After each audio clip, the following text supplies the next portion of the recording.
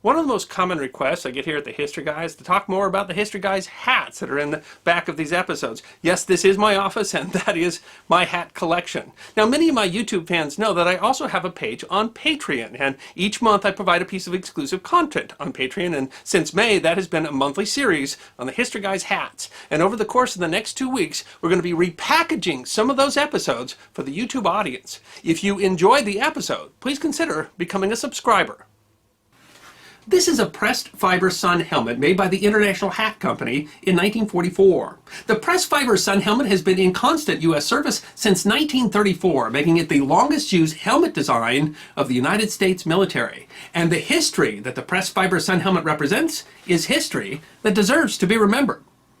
Officially designated the Helmet Sun Rigid Fiber, the pressed fiber helmet is not a ballistic helmet. It's not designed to protect your head from shrapnel, but from sun and rain.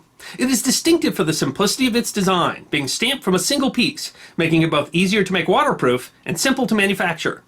The resin-impregnated fibers covered with cloth maintain their rigid shape, and the helmet is not prone to warping. And the origins of the design come from a 20th century military adventure that Americans seem to have largely forgotten.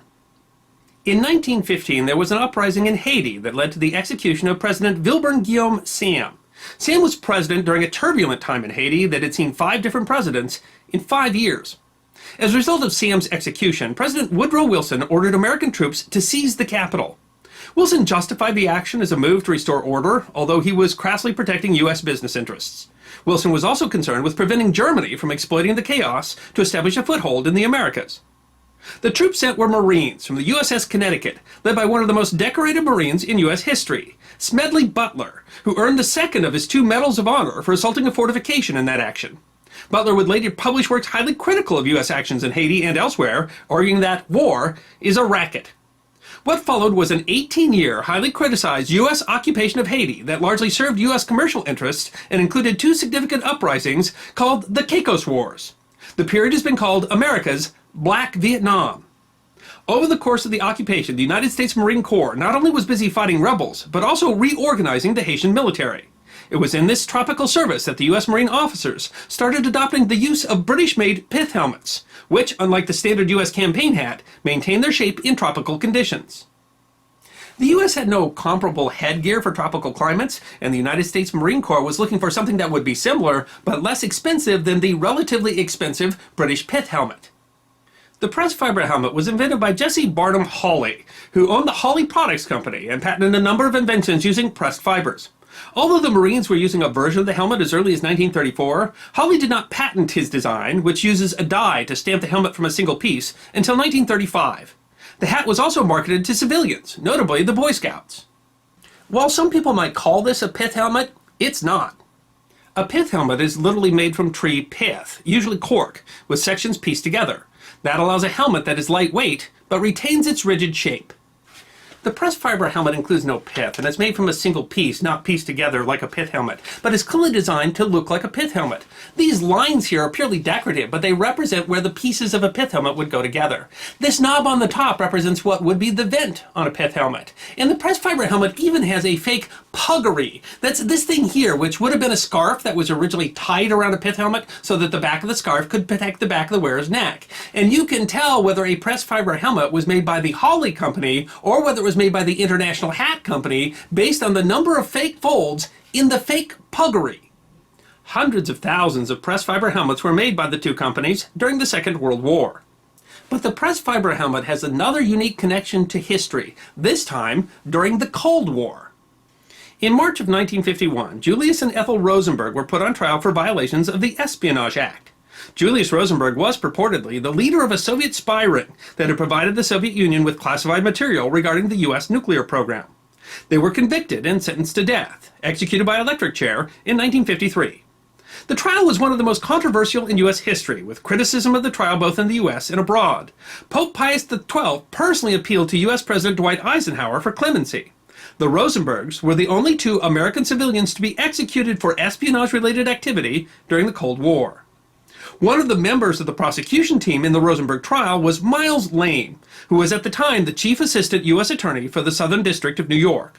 Lane had a rather lengthy legal career as a private attorney, U.S. attorney, and judge. He was a tireless crime fighter who, as a U.S. attorney, brought tax evasion charges against notorious crime boss Frank Costello.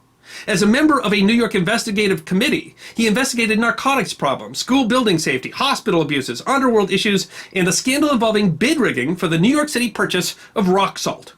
He eventually served on the New York Supreme Court, where he wrote a famous opinion arguing that rampant crime justified the keeping of dogs, even if a landlord prohibited it, that became known as the dog case. But Miles Lane was known for more than his legal career. He was a famous professional sportsman. He had been a player on the 1929 Boston Bruins hockey team that had won the Stanley Cup. In fact, he owed his law career to football because he paid for law school by working as a football coach, including a year as the head coach at Boston University. That was something he was able to do because he himself had been an All-American football player at Dartmouth University. Between 1925 and 1928, he led the nation in scoring. His freshman year at Dartmouth University, the Dartmouth Indians were undefeated and outscored their rivals by a whopping 340 to 29. All part of their use of the new and still controversial practice of the forward pass. It was all part of a wide-open offense that their head coach had developed when he was previously head coach at the University of Iowa. That head coach of the powerhouse Dartmouth Indians, who had a stretch between 1923 and 1926 of a stunning 22 games without a loss, was a Dartmouth alumnus and also a businessman and inventor. His name, Jesse Hawley. Also, of course, the inventor of the pressed fiber sun helmet. The pressed fiber sun helmet went into service in the 1930s, even earlier than the iconic M1 helmet. But what is most startling is that the pressed fiber sun helmet has been in continuous service ever since, still in use today nearly 80 years after it was first accepted into service. It was made in the hundreds of thousands during the Second World War, has been used by every branch of the military, and is still in active service today where it is worn by instructors on Marine Corps rifle ranges.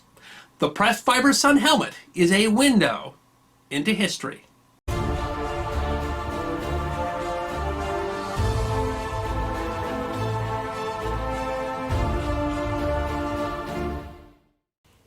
One of the reasons that I love being the history guy is that we have some really great fans, and sometimes those fans will send us stuff in the mail that's really spectacular, interesting pieces of history. And a couple of months ago, some fans sent us a hat collection that had belonged to their late father, and we very much appreciate when people send us in things like that for us to take care of. It shows that you have a lot of faith in us, the history guy, to take care of family artifacts like that. And this collection included quite a number of interesting hats, including some Navy hats, but it also included this box here. And I was very excited when I saw this box because I knew exactly what was in here, and I really wanted to see it because each one of these is always just interesting and spectacular, because this is, of course, a lodge hat.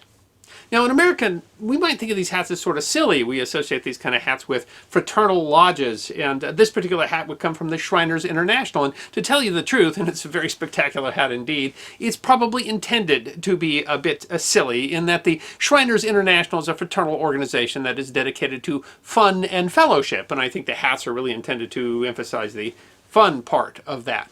But you might be surprised to find out that this hat, which is used in such a way in the United States, actually has quite an interesting and important history. A history that deserves to be remembered. This type of hat can generally be described as a peakless cylinder with a flat top and a tassel. Well, there's been some variance in shape, size, and length, and some disagreement over whether several similar designs are the same type of hat. Let's start with the name, which you probably know as Fez. Most likely, although not completely certain, the name comes from the city of Fez, Morocco. Morocco's second largest city was the capital of the Kingdom of Morocco from its foundation in the 8th or 9th century until 1927.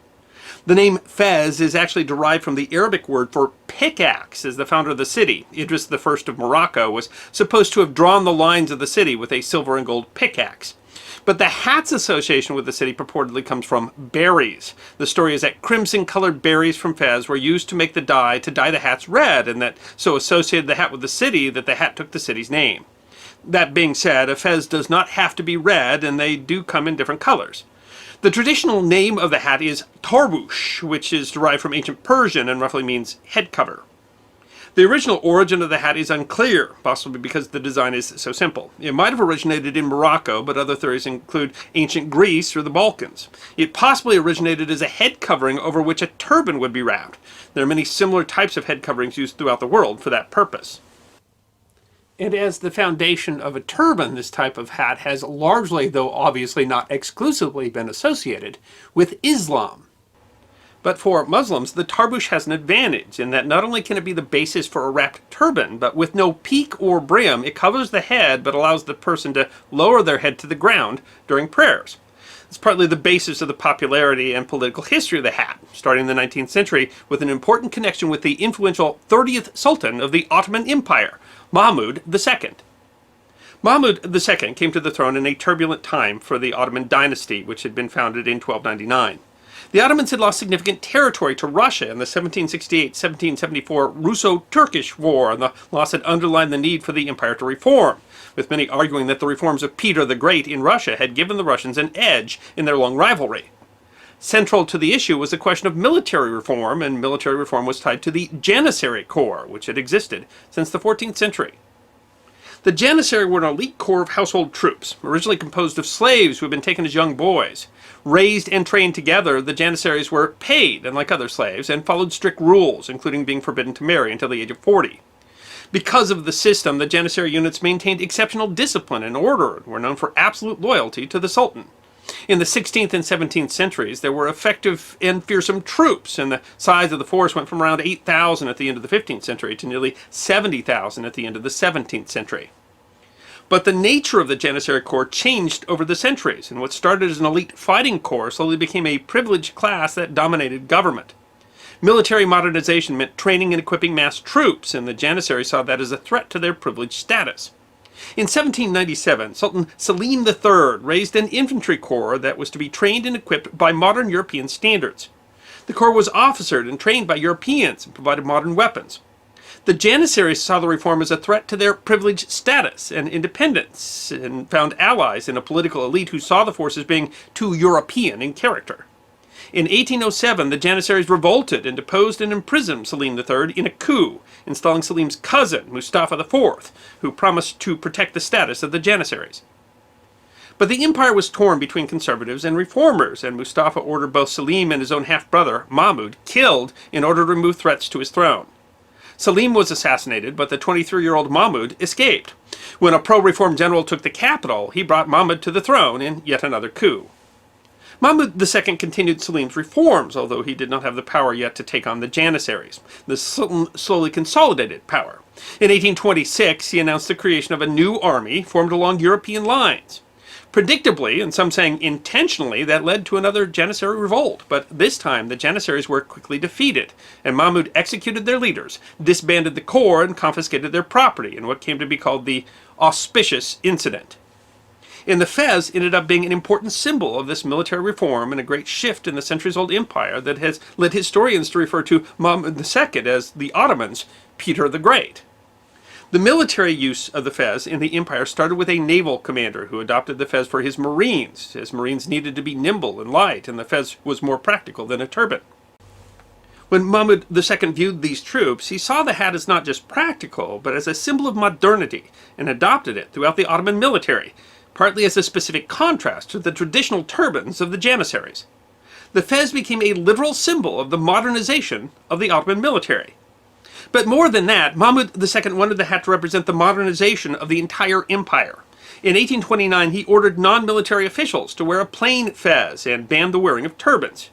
His clothing reforms intended to create a uniform look for the entire Ottoman population that included the fez to be worn by all men. This was, however, more than just fashion. The goal was to break down the traditional structures that resisted reform and challenged the power of the Sultan. By banning turbans, Mahmud was eliminating symbols that distinguished traditional classes and eliminating sumptuary laws intended to reinforce class status. It was a radical egalitarian reform intended to bring a medieval empire into the modern age. The fez was, essentially, a required universal male head covering, literally intended to be the definition and symbol of what it meant to be Ottoman. The care of the fez was very important, and it would have to be frequently brushed. Children could make pennies in the street combing the tassels. A poorer person might cut off the edge that was discolored or frayed, making their fez grow progressively shorter. Part of the nature of the reforms was to emancipate non-Muslim subjects of the empire, granting them more civil liberties and equality of rights. And as such, the fez, although its origin might have been tied to the Muslim religion, was eagerly embraced by non-Muslims of the empire. It became a particular symbol of Ottoman Jews, seen here being worn by David Ben-Gurion, considered to be the founder of the State of Israel in Ottoman Palestine in 1914.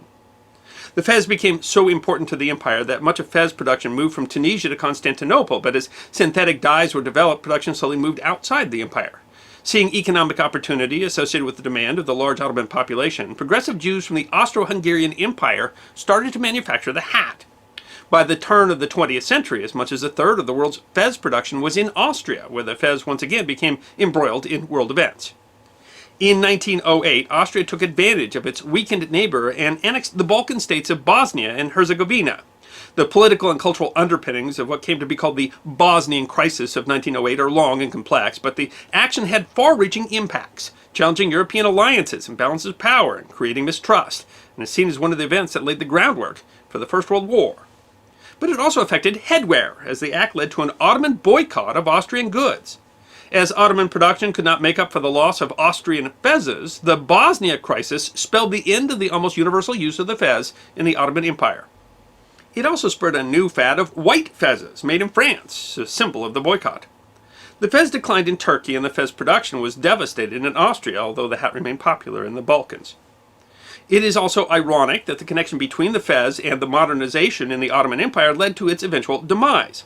The Ottoman Empire was partitioned after the First World War and the Sultanate abolished in 1922, ending the reign of the 36th Sultan, Mehmed VI. Ottoman rule in Turkey was replaced by the Republic of Turkey and a secular state under Kemal Ataturk, who is seen as the founder of the Republic. In a new wave of modernization in 1925, Ataturk banned the wearing of the fez under penalty of death. The once symbol of modernity had become a symbol of the past, which Ataturk described as a symbol of ignorance, neglect, fanaticism, and hatred of progress and civilization. While the fez continued to be popular in parts of the former empire, over time nationalist movements have come to associate it with Ottoman imperialism, and the hat is reviled in many places today, where it was once popular, as a symbol of foreign oppression. For example, the fez remained popular in Egypt until the British-aligned kingdom was overthrown in the Egyptian Revolution of 1952, and President Gamal Abdel Nasser banned the hat in 1958. The major exception is the home of the hat's namesake, Morocco. Morocco had resisted the Ottomans, and the hat never came to be associated with them as oppressors. Rather, the fez became a symbol of nationalist resistance to European dominance and French rule in Morocco, as well as of the Moroccan royal family. Today, the King of Morocco, Mohammed VI, still embraces the fez for court business, although it has fallen out of fashion in the nation as somewhat archaic and formal, and is little seen outside the court. The fez also maintained popularity in Southeast Asia, where the hat that some saw as a symbol of foreign oppression under the Ottomans was seen by others as a symbol of Muslim opposition to European rule. The fez played its own role as part of military tradition. It was used by the Ottoman army into the 20th century and was a common headdress for locally raised native soldiers that were part of colonial armies, such as the King's African Rifles, into the 1940s. The fez is part of the traditional uniform of Greek Evzones, elite light infantry whose dress was derived from clothes worn by anti-Ottoman partisans. Evzones are today part of the Greek Presidential Guard. The hat was also sometimes worn by units of Zouaves, 19th century light infantry that was linked to French North Africa, and were adopted in other countries, including a unit of Papal Zouaves and American units during the Civil War. Although American Zouaves tended to wear a kepi, the fez was still a popular off-duty hat. The fez was also worn by the 13th Bosnian Mountain Division of the SS, a unit of Bosnian Muslims recruited to fight for the Germans during the Second World War. But of course, as this example shows, the fez lives on as a ceremonial hat for various fraternal orders. Americans largely connect the hat with the Shriners International. This hat represents the Alcea Bay Lodge in Waldport, Oregon. The Shriners were formed in 1870 as a fraternity for Freemasons that stressed fun and fellowship. The Shriners International webpage explains that the hat represented the Arabian theme the fraternity was founded on, and also serves as an outward symbol of one's membership in the fraternity.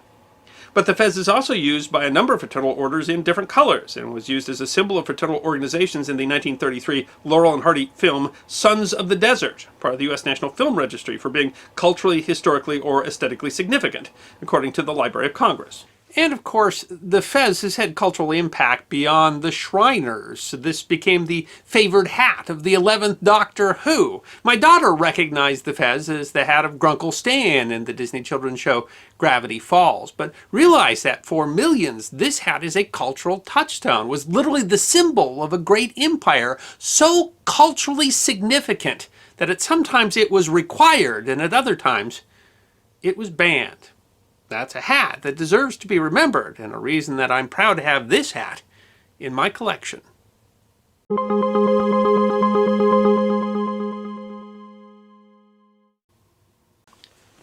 This is a kind of hat that's called a képi, which literally just means a cap. This particular képi with the straight flat sides and the oval shape is representative of a French képi, but képis come in different shapes and sizes. This particular képi is one from the French Police Nationale, but more on that later.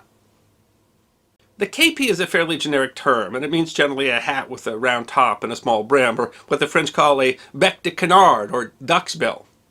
The képi holds a particular spot in the development of military hats. In brief, after gunpowder made heavy steel helmets obsolete, militaries largely moved to a simple, practical, broad-brimmed hat, essentially the same hat almost universally used by laborers. The hat was good for what hats do, protecting the head from the sun and rain. However, the brim could get in the way of loading and aiming a musket, especially if a unit was doing, say, drill, loading, shouldering, and marching. The brim of the hat could therefore be bent up and tied or stitched. Over time, the crown of the hat changed, might have been larger or smaller, but the general idea was the same. By the 18th century, the hat was being pinned up on three sides, commonly called a cocked hat. Today you might know it as a tricorn, but that name was not actually used at the time. The tricorn could be rather simple, but it also could be quite fancy. The similar bicorn was pinned up on two sides. But around the turn of the 19th century, the cocked hat fell out of favor and was largely replaced by the shako. The shako was developed from a cavalry hat worn by hussars, like cavalry. It was a tall cylindrical hat with a small brim, usually including an ornamental cockade at the front. The shako held its shape better than the cocked hat, and its stiffness added some protection from a saber blow, but its greatest advantage was that it added to the soldier's height. It was a hat for a period when units marched and fired in order and helped to dress ranks that were supposed to be intimidating in their form. While there were a number of types of hats and cavalry helmets used during the French Revolutionary Wars and the Napoleonic Wars, including the similar busby, essentially a shako made out of animal fur, but the shako was the type of hat used by the vast majority of soldiers of the era. It was also used in North America. The shako was the hat worn by the Mexican infantry during the Texas Revolution. It's perhaps best recognized in the United States because shakos were very popular hats used by marching bands, still popular even today. Over time, the shako became larger and more ornamented, and as it did, it became increasingly less practical, being heavy, uncomfortable, and hard to carry. Because it was uncomfortable, many armies adopted a simpler, soft cap that would be used for normal duty, say when a soldier wasn't on parade or in combat. Those caps used a number of designs, but were generally called forage caps, tended to follow a general pattern of some sort of soft crown with a visor to protect the eyes from the sun. Another version, called a bonnet de police by the French, was foldable with straight sides, but didn't include a visor. Scottish soldiers wore a similar hat called a Glengarry. Modern versions are still commonly used by militaries, generally called a side cap or an overseas cap. The Russian military uses a version commonly called a palatka, and the US Air Force calls the design a flight cap. At the same time, some armies were experimenting with simpler designs for the shako. While wars on the continent tended to be more formal, and the general idea was that a soldier would fight a battle in their parade dress uniform, formality was less important on the frontiers of colonial nations. One of those nations was France. In the 1830s, France had troops fighting in French Algeria, where the hot climate made shakos impractical. There they developed a duty hat they eventually called the casquette d'Afrique, or Africa cap. The hat had similarities with the shako, but was smaller and lighter. Stiffness was added using lightweight cane. The hat had similarities with both the shako and the bonnet de police and was almost a hybrid of the two. Finally, in 1851, the French evolved the casquette d'Afrique one more time, removing the stiffening altogether and shortening the hat to be more fitted. The hat was officially commonly called the bonnet de police au viseur, or police cap with a visor, but it is commonly known as the képi. The evolution could be seen in the American Army as well. During the 1845 war with Mexico, the standard uniform hat was a shako, but troops preferred the simpler, soft Model 1840 forage cap. In 1858, the Army redesigned its hats, The model 1858 dress hat, commonly called a Hardy hat, was essentially a shako with a wide brim. The model 1840 forage cap used in the Mexican War had a rounded top, but the model 1858 forage cap, also called a bummer cap, was in essence a shako without stiffening. The Army did, however, retain shakos as well, as seen in the model 1864 light artillery hat and the model 1872 full dress cap. While it was designed to be practical, the Hardy hat was generally unpopular, and the forage cap was the hat most commonly used by the troops. That hat is generally associated with the Civil War, and although it looks very like a képi, a Civil War buff will tell you that it is not. The képi, which was used by both sides in the Civil War and in the Federal Army, was often called a McClellan hat if the brim was flat, and a McDowell hat if the brim was curved. The bummer cap is more shapeless, it's less fitting. The circle at the top is not fixed, which most shows as the cloth rim rises above the circle on the képi, but not on the forage cap. While the képi was often embellished with braids for officers, the emblem was usually worn on the top of a forage cap, but on the front of a képi. The forage cap, or bummer cap, was typically worn by Federal troops in the East, but was worn much less commonly by the Confederates, whose hat design was officially the French-designed képi. This particular képi, which was made for reenactment, is made out of rough cloth with a simple leather brim, and it's typical of the type of képi that a common Confederate soldier would have had. While the Civil War is most associated with the képi, in fact, many of the troops were wearing the forage cap.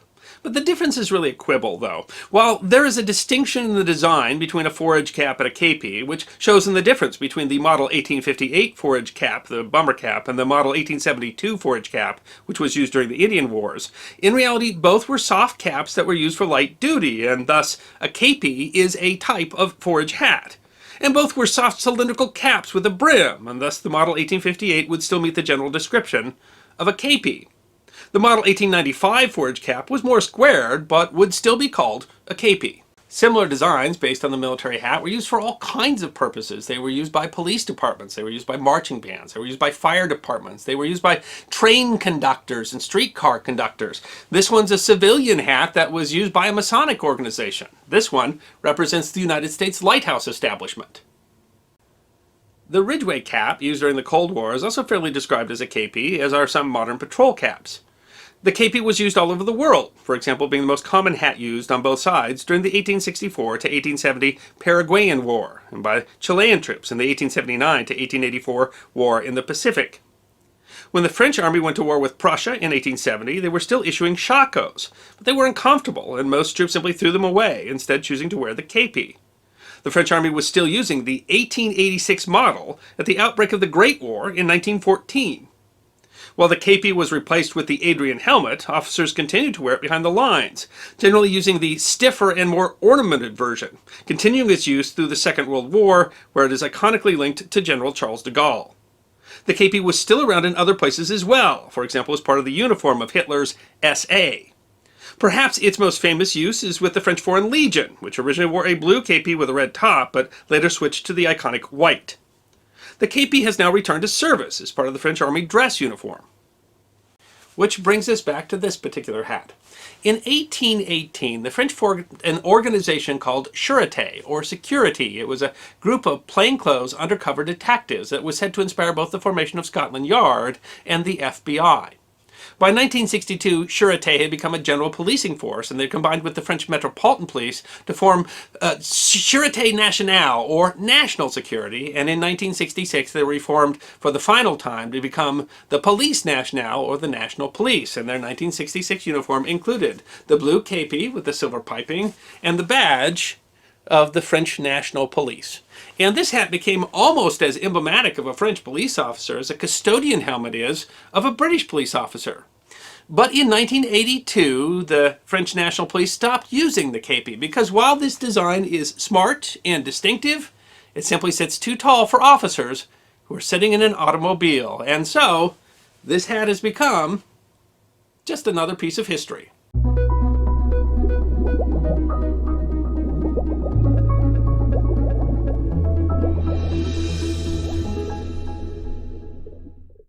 Today, I'm going to talk about a hat that became famous in England, where it was created, but had a huge impact across the pond, an icon of entertainment, culture, and a British gentleman.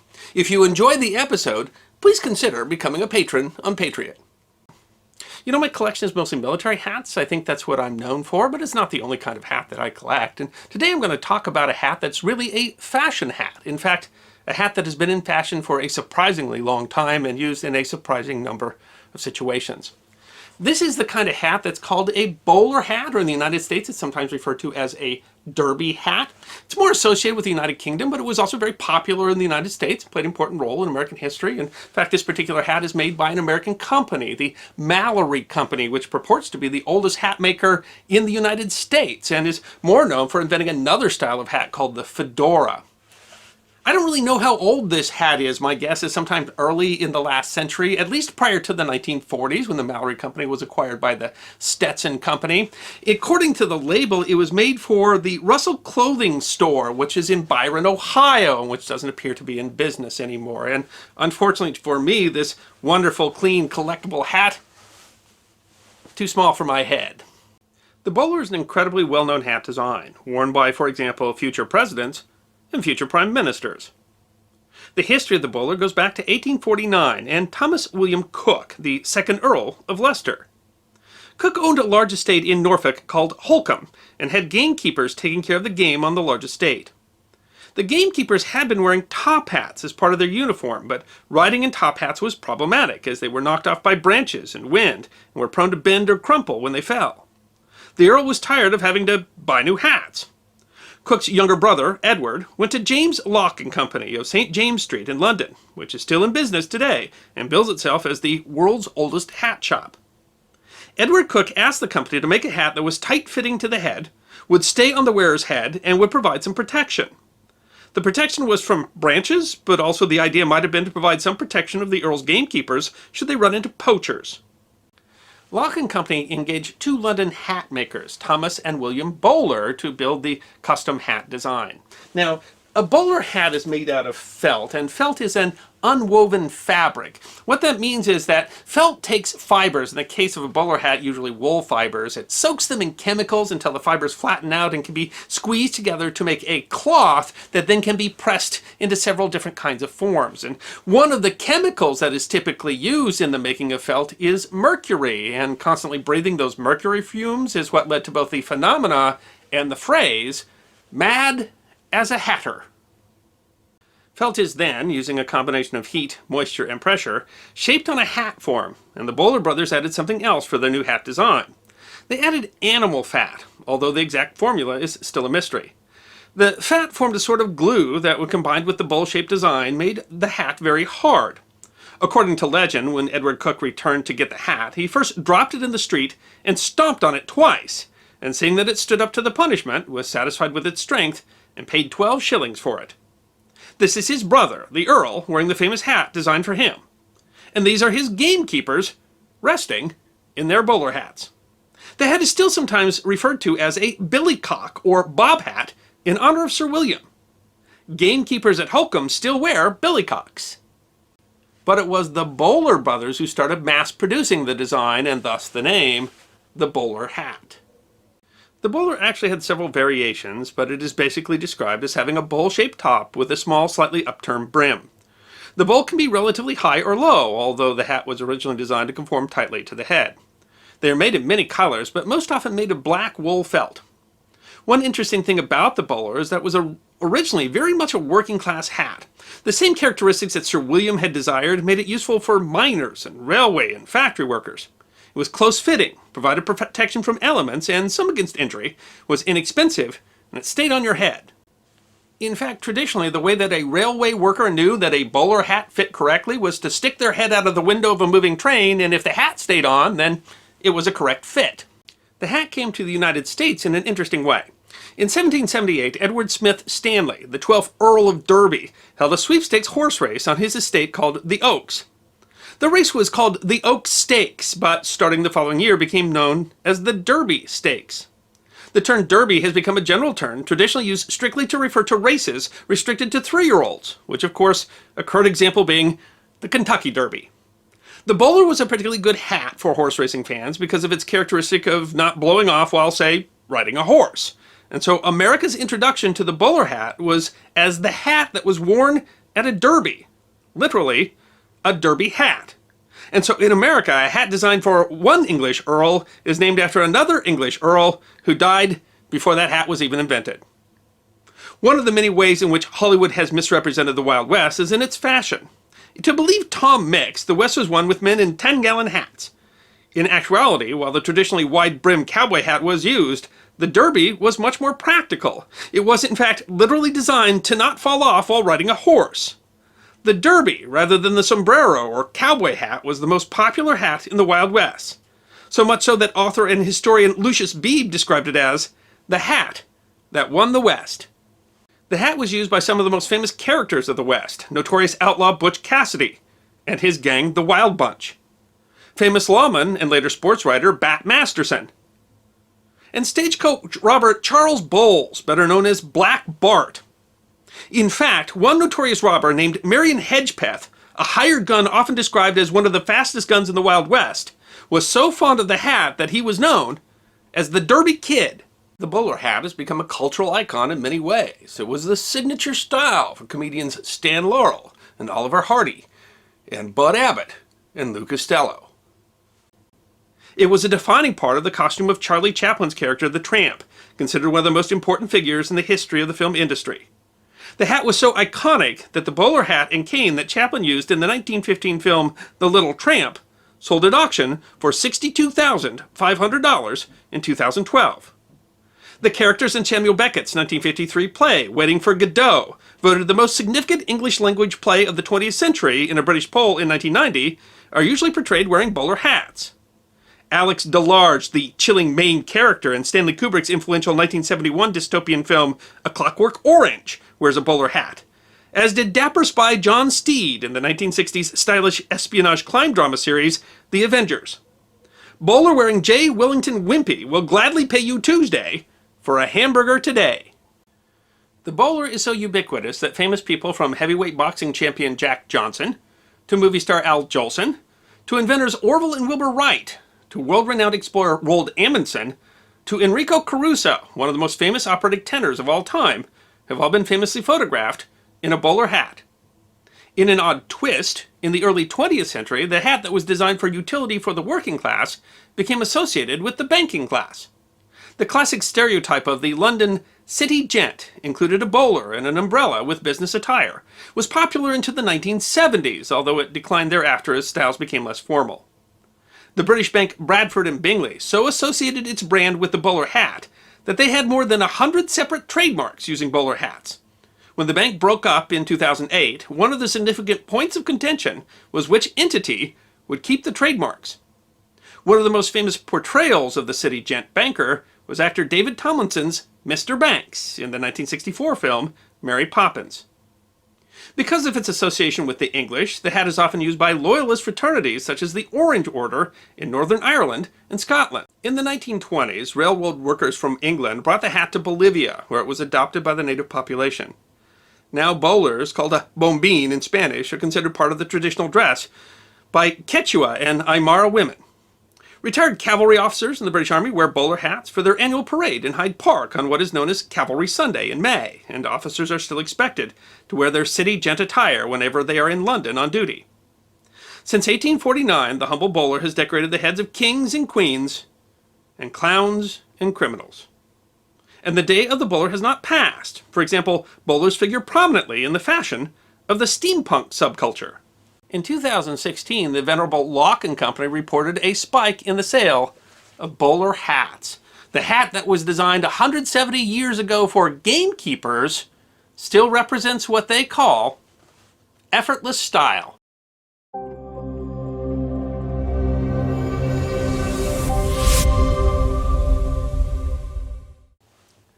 This hat was sent to me by a viewer who said it was given to him by a retired lieutenant colonel in the U.S. Army Quartermaster Corps. It's a lovely felt example of the type of hat that's called a campaign hat, which is described as a broad, flat-brimmed hat with a tall crown that has been pinched symmetrically on its four corners. And I'm very grateful that the viewer sent me this hat, not only because this hat itself has a really interesting history, and not only because the campaign hat as a design has an interesting history, but because campaign hats have very personal meaning to me. My father, George Henry Geiger, served in the U.S. Army as an artillery officer, but spent much of his life working in the United States Forest Service. Now, by the time my father became a forest ranger, the campaign hat was no longer a part of their uniform, and I don't recall him ever wearing a campaign hat. And yet I grew up seeing this hat everywhere, and it was because of this guy. Smokey Bear is an interesting story himself, and many don't realize that he was a product of war. The United States Forest Service got its start in 1876 with the creation of the Office of Special Agent in the Department of Agriculture to assess the state of the forests in the United States. In 1881, the office was expanded into the Division of Forestry, which later became the Bureau of Forestry and eventually the Forest Service. The purpose of the service is to manage federal lands, initially for the purpose of stream flow protection. Despite its name, the Forest Service manages federal grasslands as well as forests. My father served for years as the district ranger for a grassland with so few trees that when there was a fire, he could legitimately ask, "Which tree?" While the Forest Service was not created for the purpose of fighting forest fires, that is part of forest management, and members of the service certainly fought fires prior to the Second World War. Their service was particularly noted for fighting the Great Fire of 1910 that burned some 3 million acres. But prior to the war, firefighting and prevention were not urgent matters for the service, nor was there any national strategy for educating the public on forest fire prevention.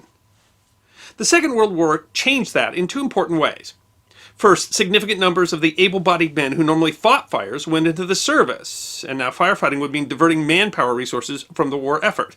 And second, the Empire of Japan saw forest fires as a war strategy. That strategy included an attempt to start fires using a plane launched from a submarine, as well as using paper balloons carried by the jet stream called Fugo balloons that are the subject of another The History Guy episode.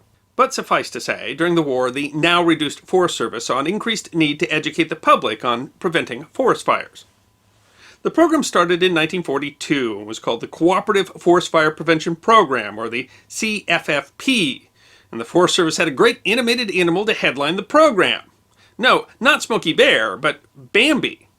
Released in 1942, part of the climax of the animated film includes a forest fire started by a campfire, and Bambi seemed a perfect way to kick off the campaign. Disney allowed the Forest Service to use the characters from the movie in the campaign, but only loaned Bambi for a year, leaving the Forest Service in need of a new spokesanimal. In 1944, the service settled on using a black bear. The bear was named Smokey after a New York firefighter who had suffered burns during a rescue, and in his first poster, released in October 1944, Smokey was depicted wearing blue jeans and a campaign hat, and that outfit stuck. The slogan, "Only you can prevent forest fires," was not coined until 1947. Now, if you were under the impression that Smokey Bear was based on a real bear, that's understandable. There was a black bear found injured as a cub in the 1950 Capitan Gap fire in New Mexico. The cub was named Smokey and was eventually placed in the National Zoo. The Forest Service did use this real bear in its campaign. But the fictional Smokey Bear actually predated the real Smokey Bear, who was actually named after the Forest Service symbol.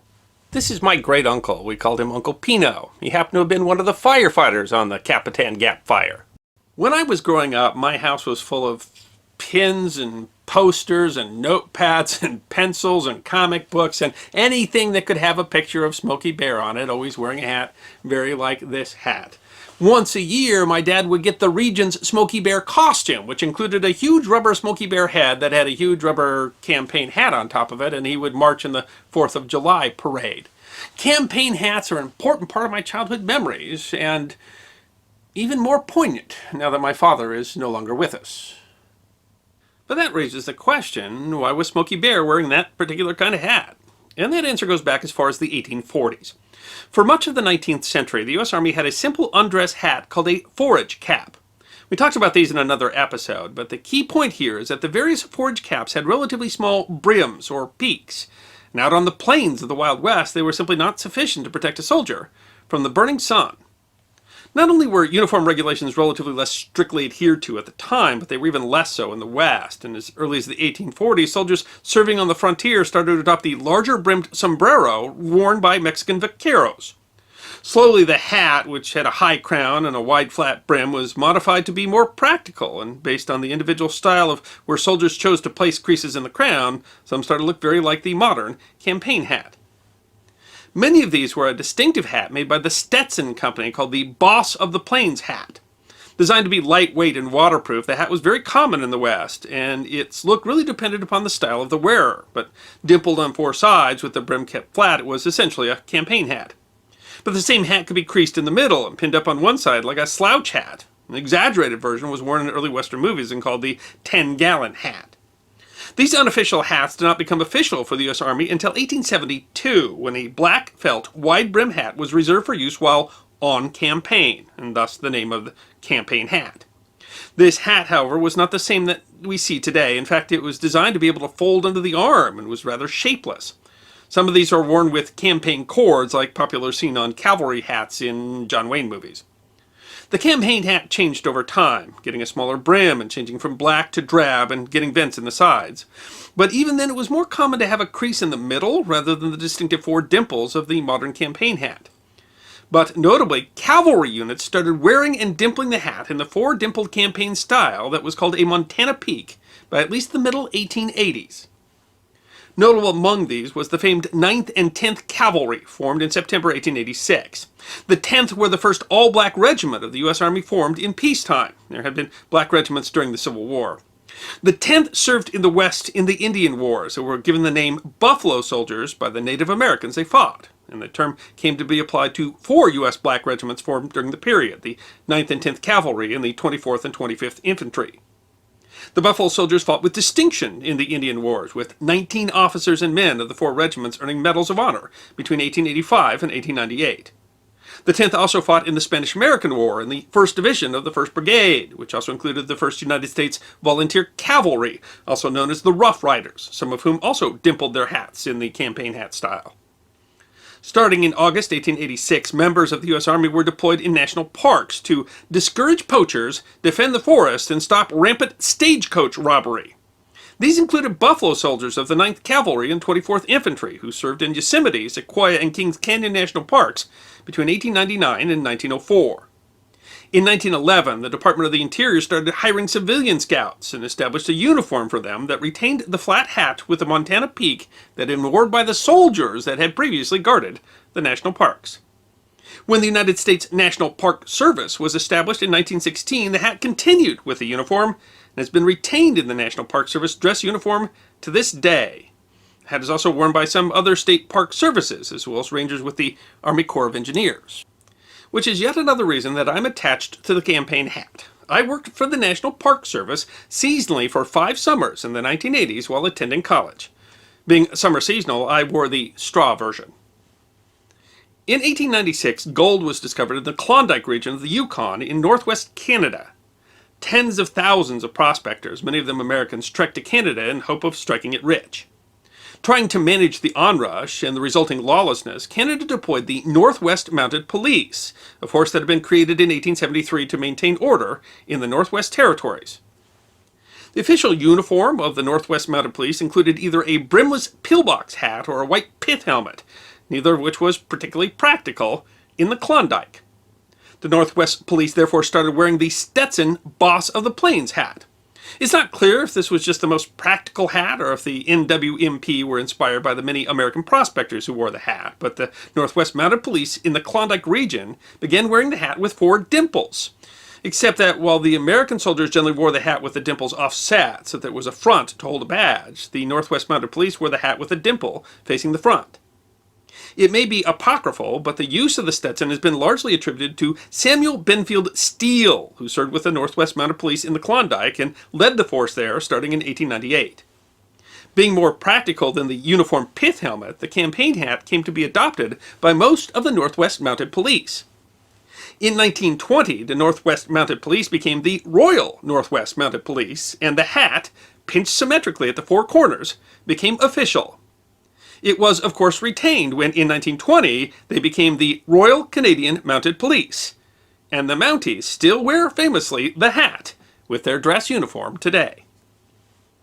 As former members of the Northwest Mounted Police, including Sam Steele, made up much of the 2nd contingent of Canadian volunteers to go fight in the Second Boer War in South Africa in 1900, Canadian units, with the exception of the very first contingent of the Service Battalion of the Royal Canadian Regiment, wore the campaign hat.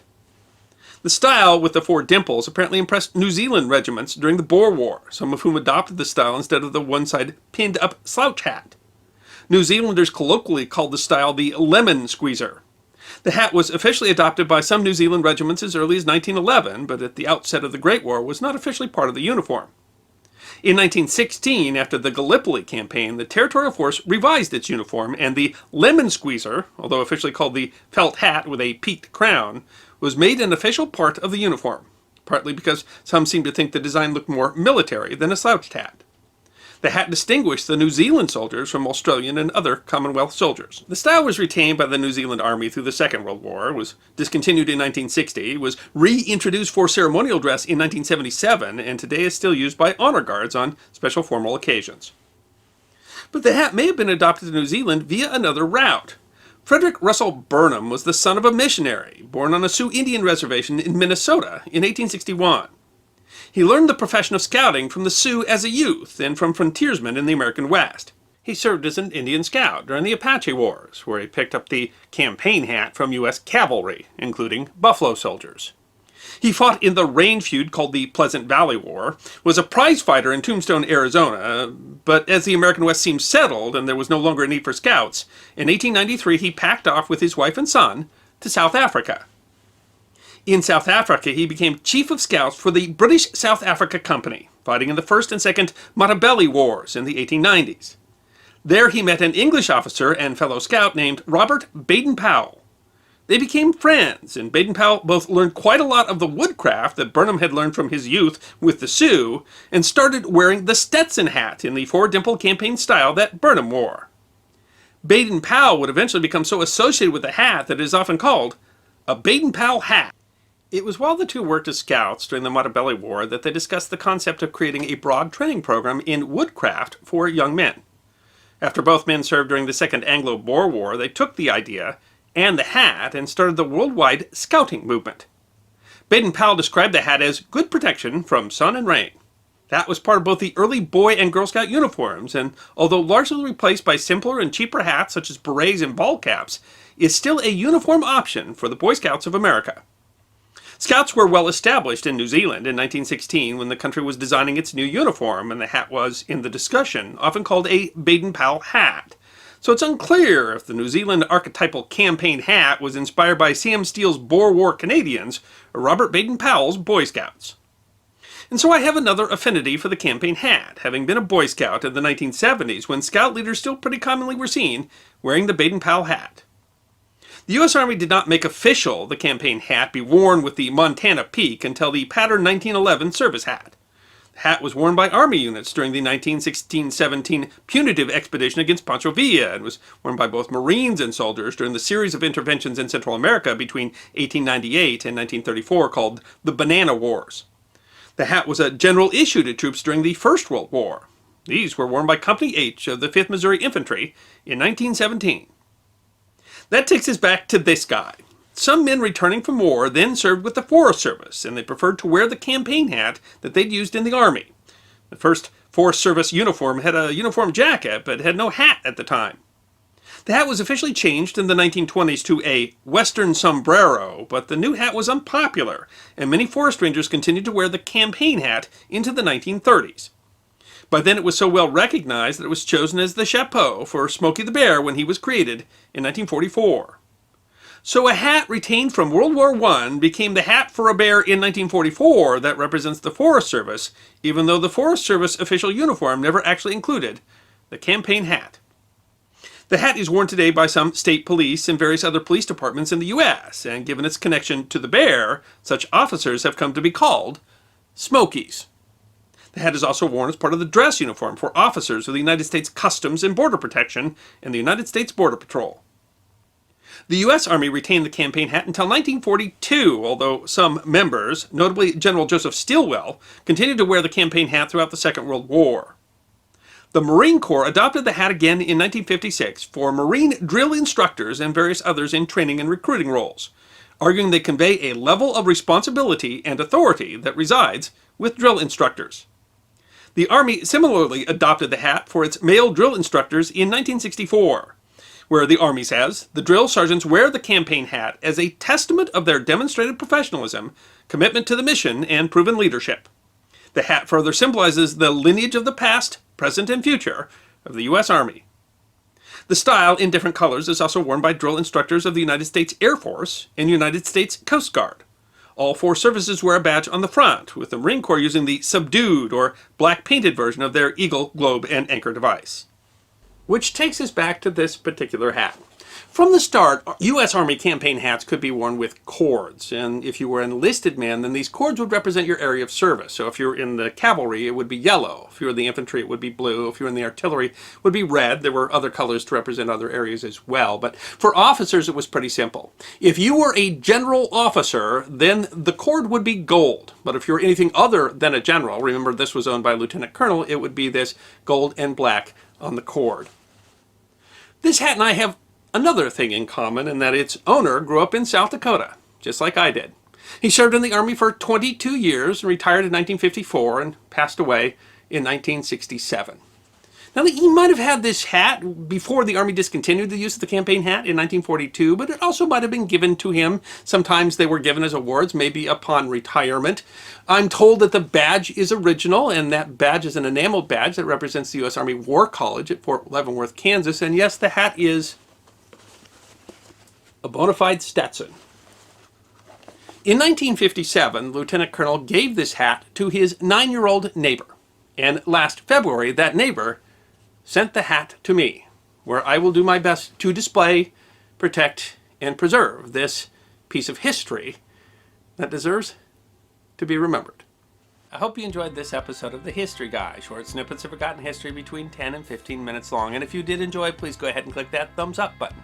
If you have any questions or comments or suggestions for future episodes, please write those in the comment section. I will be happy to personally respond.